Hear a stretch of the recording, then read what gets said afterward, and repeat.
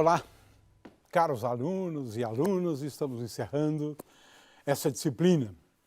Hoje vamos falar de um tema muito interessante, que é entender que os átomos têm uma estrutura quântica. É dela que vamos falar. É a única forma que a gente tem para a gente entender a tabela periódica, utilizando a teoria quântica, né? Muito bem, então, o que nós entendemos por teoria ou estrutura quântica do átomo, ou dos átomos, né? É que, num átomo, os elétrons são distribuídos em camadas, né? As camadas, por sua vez, têm subcamadas. Às vezes se usa nível e subnível. Nós vamos utilizar aqui camada e subcamada, né? Cada subcamada tem um certo número de orbitais. É claro que cada camada também tem um certo número de orbitais. Nós vamos mostrar que esse número é igual a n ao quadrado, né? N é o número quântico principal, né? E cada camada comporta um número limitado de elétrons. Nós veremos que é igual a 2 vezes n ao quadrado. Então, 2 vezes o número de subcamadas, né? Muito bem. Ou 2 vezes o número de orbitais, né? Seria melhor assim, né? Muito bem. Ora, esse problema de espectros atômicos e moleculares é um problema interessantíssimo até os dias de hoje, né? Você pode montar um aparato aqui experimental, né, fantástico para estudar o espectro da molécula de oxigênio, por exemplo, né? O fato é que essa é uma questão de espectroscopia atômica, é uma ciência, na verdade, né? E de natureza tanto experimental quanto teórica, né?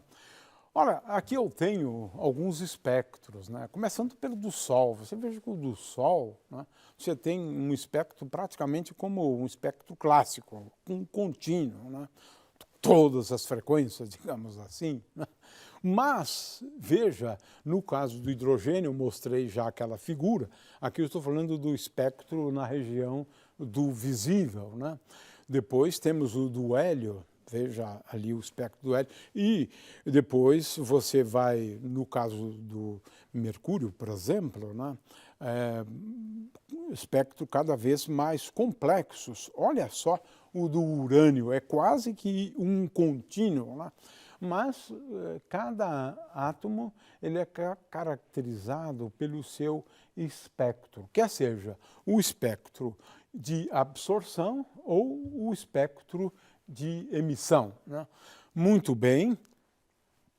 Ora, para explicar o espectro de átomo de hidrogênio, já falamos sobre isso, mas não custa repetir, porque isso é fundamental, até do ponto de vista histórico, né? Nós tivemos primeiramente o modelo atômico de Bohr. E o modelo atômico de Bohr ele era voltado só para explicar, né, os níveis de energia do átomo de hidrogênio, fazendo uso dessas ideias aqui, como já apontei antes, né, semiclássicas. Agora, o Bohr mostrou que se eu utilizar só a quantização do momento angular, Lz igual a m vezes v vezes r igual a n vezes h cortado, isso também seria suficiente, né, aquelas regras, né, de quantização, para você, em primeiro lugar, perceber que os raios também são quantizados. Veja que no modelo atômico de Bohr, né, os elétrons percorreriam órbitas circulares. Ele, juntamente com Sommerfeld, conseguiram um modelo mais realista, onde as órbitas seriam órbitas elípticas. Por isso que a gente escreveu em termos daquelas outras regras de quantização. Mas se for só para órbitas circulares, você pode mostrar que os raios, né, são quantizados. Cada raio ele é caracterizado por um número n, que é o número quântico principal, como a gente diria hoje, n ao quadrado, vezes um raio R0, né? O raio de Bohr, consequentemente, né? R0, de forma que os raios são quantizados. Eu tenho um raio igual ao raio de Bohr, R0, 4 vezes o raio de Bohr, 9 vezes o raio de Bohr e assim por diante, né? Nessa teoria clássica. E os níveis de energia então, são dados por uma constante que se calcula igual a menos 13,6 eletronvolts 1 sobre N2. Veja que essas energias são negativas. É sempre bom entender isto, né? A energia do estado fundamental é N igual a 1, né? Menos 13,6 eletronvolts. Essas energias são negativas porque nós estamos falando aqui de energia de ligação, né? Essas energias são a energia de ligação de um elétron ligado a um próton, um átomo de hidrogênio, né? E uma outra maneira de formular esse modelo atômico de Bohr é impondo que os raios são quantizados, né? Agora, veja só, nesse sentido aqui, né, de n vezes o quê? O quantum do raio. E o quantum do raio é lambda dividido por 2π. Essa é uma outra regra bem bonitinha também, que a gente pode fazer uso, né, para explicar o espectro de hidrogênio. O fato é que nós temos aqui os possíveis níveis de energia naquela figura ali. Agora, o que é importante aqui nessa teoria, né, para explicar, na verdade, o espectro, é o seguinte: quando um átomo faz uma transição, né, de um nível de energia mais alto para um nível de energia mais baixo, ele emite um fóton. O fóton carrega essa diferença de energia, né? De forma que o que você observa são esses fótons. E como é que eu obtenho a energia desses fótons? É a isso que está associado. Ora, quando ele faz uma transição de um nível de energia para energia mais baixo, então eu posso associar a comprimento de onda da luz, né, ou da radiação eletromagnética dessa forma. 1 sobre lambda é igual a 0 sobre hc, né? E agora as diferenças de energia. Na verdade, estou calculando as diferenças de energia, que eu escrevo como sendo Ry, era uma constante muito importante na espectroscopia antiga do átomo de hidrogênio, conhecida como constante de Heidelberg, né? Então, essa constante 1 sobre N2 menos 1 sobre M2. Ou seja, você pode ter transições de todos os níveis para o primeiro nível, que é o estado fundamental. Isso me leva a uma série, né? De forma que antigamente se conhecia um conjunto de séries, na verdade, né? E essa teoria explica a existência, em primeiro lugar, dessas séries. Eu tenho uma primeira série, onde eu tenho transições de todos os níveis para o nível fundamental. Eu tenho uma segunda série associada a transições de todos os níveis para o primeiro nível excitado, N igual a 2, né? Finalmente, uma terceira série de transições para o segundo nível excitado, N igual a 3, portanto, tenho aqui então uma terceira série. E isso era o que se observava, né? De forma que, com isso e com a hipótese de Bohr, de que ao fazer uma transição de um nível mais excitado para um nível de energia mais baixo, o átomo emite um fóton. Esse fóton vai compor a radiação que é observada. Então, é o espectro dessa radiação que você observa, né? Muito bem. Então, aqui tem uma figura, né, que ilustra isso, né, onde eu tenho, por exemplo, a possibilidade, né, de transições, né, aí tem espectro de absorção, de emissão e assim por diante, né? Mas o fato é que eu tenho primeiro a série de Lyman, que envolve então transições para o nível de energia do estado fundamental, N igual a 1, a série de Balmer, né, para o primeiro nível excitado, então eu tenho transições desse nível para o primeiro excitado, e claro, tenho também possibilidade agora, né, de falar de absorção também. Nesse caso, a transição se dá ao contrário, absorve e vai para um nível excitado. A série de Paschen e assim por diante. E isso é o que você observa, então, experimentalmente, né? E com base no modelo atômico de Bohr. Temos aqui também a possibilidade de quantização dos raios, né? E a gente já explicou essa questão aqui da quantização dos raios. Só alguns raios seriam permitidos, mas veja que aqui estamos falando da teoria semiclássica. E a teoria semiclássica, ela de fato me levava à quantização da componente Z do momento angular e também, né, dos níveis de energia do átomo de hidrogênio. Agora, veja, o problema envolvendo átomos com mais de um elétron é muito complicado. Muito complicado. Resolver uma equação de Schrödinger, né, para um potencial que depende das posições de duas partículas, dois elétrons, agora estamos falando de coisas difíceis, na realidade. Na verdade, um problema de três partículas, né, a rigor, né, porque precisa levar em conta os dois elétrons e mais um próton. Escrever uma equação, né, de Schrödinger para três partículas, a função de onda dependeria de R1, R2 e R3. R1, posição do elétron, R2, posição do segundo elétron, por exemplo, né? E, finalmente, a posição do próton. Agora, você imagine um átomo complexo como o de urânio. É impossível escrever, quer dizer, escrever é fácil. Agora, resolver e determinar os níveis de energia, aí é um outro problema. É melhor recorrer aos métodos experimentais, né?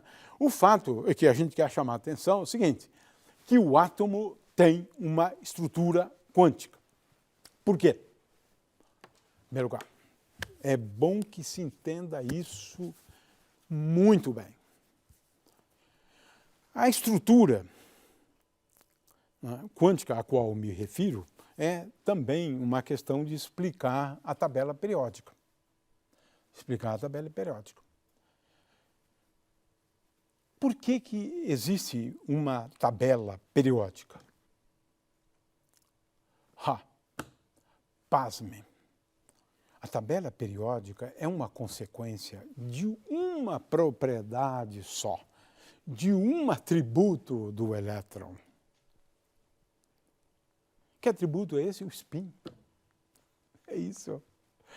As pessoas nunca pensam nisso, mas, na realidade, a tabela periódica é uma consequência do fato de que o elétron, uma partícula elementar, ela tem um atributo conhecido como atributo spin.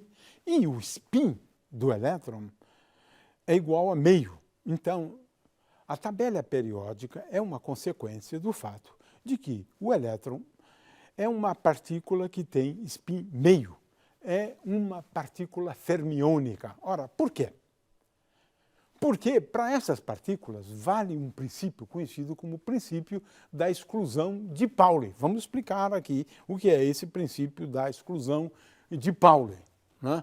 Mas se aplica a partículas de spin meio. O fato de que os elétrons têm spin meio. É isto. Essa é a origem da estrutura quântica. Essa é a origem, é a explicação para a tabela periódica. O que significa, então, esse princípio? Vamos lá. Vamos começar aqui pelos estados dos elétrons. O primeiro elétron tem um estado com números quânticos N1, L1, M1. O segundo elétron, num átomo, tem números quânticos N2, L2, M2. O terceiro, por exemplo, no caso do átomo de cobre, tem 29 elétrons, né? O 29º elétron tem números quânticos N29, L29, M29. É isso. Cada elétron, né, tem o seu estado caracterizado por um conjunto de números quânticos. Vamos começar com 3, porque a rigor tem que levar em conta também o spin do elétron, que é um quarto número quântico. Mas vamos começar com esses 3. De acordo com o princípio da exclusão de Pauli, pelo fato dos elétrons serem partículas dotadas de spin meio, você não pode ter 2 elétrons com os mesmos números quânticos. É isso. Não pode. O princípio de exclusão de Pauli exclui essa possibilidade, por isso tem esse nome. Então, esses números quânticos aqui, todos têm que ser diferentes. Agora a gente começa a entender os átomos, graças ao princípio de exclusão de Pauli. Por exemplo, considere, né, a possibilidade de você ter, né, digamos, 4 elétrons num átomo. Né? Ora, esses números quânticos 1, 0, 0, um elétron pode ter. O segundo também. Por quê? Porque a diferença está no estado de spin. De forma que, em princípio, levando só em conta esses 3 números quânticos, você pode ter 2 elétrons tendo. Mas, de forma alguma, o terceiro não pode ter esses números quânticos. Nem o quarto, nem o quinto, nem o 10º, nenhum deles, né, pode ter esses números quânticos. Né? Pauli excluiu essa possibilidade. Muito bem, então vamos lá. Número quântico principal é o que caracteriza, né, o nível de energia de um elétron qualquer, pode ser do átomo de urânio, não importa. Né? O nível de energia é especificado pelo número quântico N, como fizemos no caso de átomo de hidrogênio. Só é que era mais fácil, né? A energia N é igual a menos 13,6 eletronvolts dividido por N2.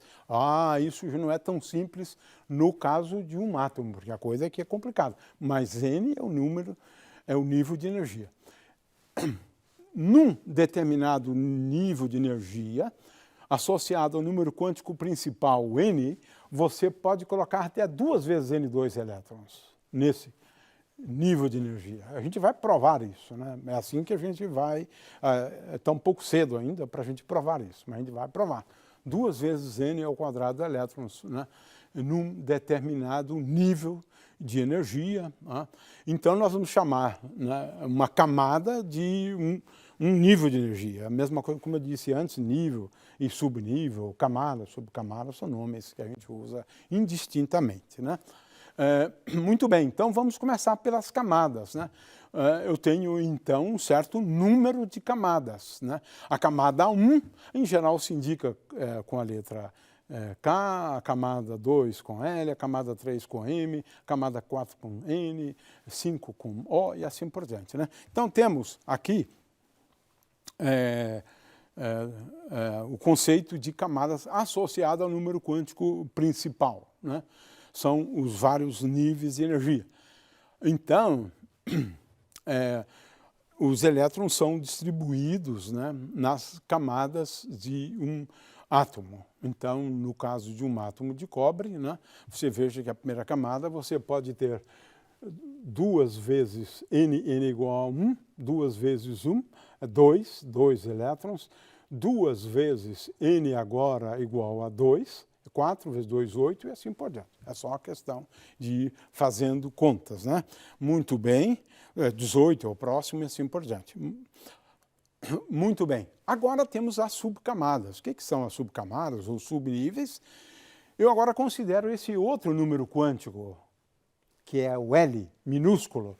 Esse número quântico, ele especifica, na verdade, os valores possíveis, né, do momento angular ao quadrado. L ao quadrado igual a H cortado vezes L mais 1. Mas L, ele é maior ou igual a zero, sim, pode ser igual a zero, né, e menor ou igual a N menos 1. N é o número quântico principal, né? E aqui tem já uma nomenclatura aqui histórica, né?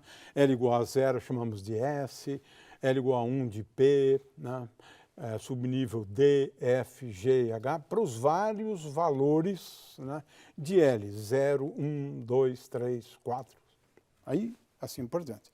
Muito bem, então temos aqui uma indicação, né, das subcamadas utilizando essas letras também, mas também se pode mencionar os valores de L. É uma forma inteiramente equivalente, né? Muito bem. Então temos aqui que L2, né, pode assumir só esses valores, já vimos isso estudando, analisando a equação de Schrödinger, né, que L ao quadrado pode assumir só esses valores. É curioso isso, né? O L ao quadrado, né, que é essa esfera aqui, pode assumir um valor que é igual a zero, 2, né, e depois 6 e assim por diante, L ao quadrado, né?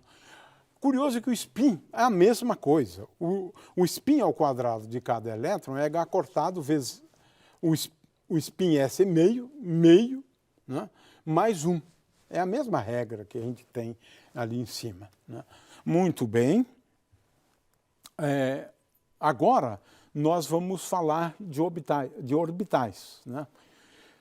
Esse L aqui é um número quântico que muitas vezes é denominado de azimutal, né?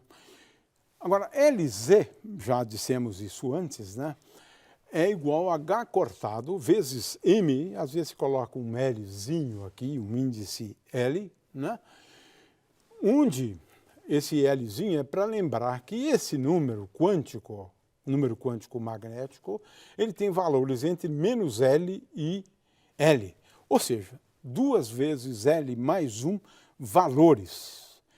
E para cada valor de ml, nós estamos falando de um orbital. Temos, portanto, 2 vezes L mais 1 valores dos orbitais, né? Ora, devemos também levar em conta o número quântico de spin. E o spin, num átomo, ele pode ter uma componente Z, que é igual a mais H cortado sobre 2, ou uma componente Z de menos H cortado sobre 2. É uma grandeza quantizada. De forma que a gente precisa levar em conta, na realidade, os valores possíveis, né, do número quântico de spin, né, que pode assumir só 2 valores, né? Muito bem. Agora aqui temos uma continha que é relativamente simples, né? N ao quadrado se pode demonstrar que é igual à soma de 2L mais 1, L indo de 0 até N menos 1. Ou seja, o que nós temos aqui? O número de orbitais possíveis. Por exemplo, N igual a 1, eu tenho como única possibilidade o valor L igual a 0. Se eu tenho N igual a 2, eu tenho como possibilidade o valor 0 e o valor 1. De forma que N ao quadrado, que é 4, é igual a 1 mais 2 vezes 1 mais 1, que é 3, 3 mais 1, 4. E você pode, então, fazer a conta. Ou seja, N ao quadrado é igual ao número de orbitais, na verdade. Agora, para cada orbital, eu ainda tenho 2 possibilidades associadas às possíveis orientações do spin da partícula. tenho, portanto, 2 vezes n² como sendo o número de elétrons numa camada. E essa contagem é baseada, então, primeiramente, no número de orbitais, né, que uma camada comporta, né, e levando em conta também as 2 possibilidades do spin, porque aí eu não repito os números quânticos, né? Então, uma coisa interessante aqui são o conceito de orbitais, né? É claro que um orbital ele está relacionado ao número quântico magnético. Por quê? Na realidade, os orbitais você tem que levar em conta que a função de onda é um produto de uma função só de R e uma função que depende só de θ e φ. Portanto, veja, o módulo de π² envolve o quadrado dessas funções harmônicos esféricas, né? As funções harmônicas esféricas e os harmônicos esféricos, né? Então, é isso que faz a diferença, porque agora a probabilidade depende, além da distância dos elétrons até o núcleo, ela depende também dos ângulos θ e φ, e principalmente do ângulo φ, né? Isso é importante. Daí é que você encontra que os elétrons podem ser encontrados, né, com maior probabilidade em certas regiões do que em outras regiões. E essa probabilidade, claro, depende da distância do elétron até o núcleo e depende também dessas variáveis angulares. E quando você calcula essa amplitude ao quadrado, você encontra figuras como estas aqui, que representam regiões, na verdade, onde você encontra um elétron com maior probabilidade, né, e regiões onde você encontra o elétron com menor probabilidade, né? E é isso, então, que é o conceito de orbitais. Você troca o conceito de órbitas por conceito de orbitais. Então, resumindo, os estados possíveis de elétrons em átomos, eles, na verdade, levam em conta o número quântico principal associado à energia, o número quântico L associado ao momento angular, componente Z do momento angular e o spin. Agora, nenhum elétron pode ter esses 4 números quânticos iguais, princípio da exclusão de Pauli. Consequentemente, a consequência disso é isso, né? É, na realidade, a tabela periódica, né? Porque para n igual a 1, você pode ter L igual a 0, né?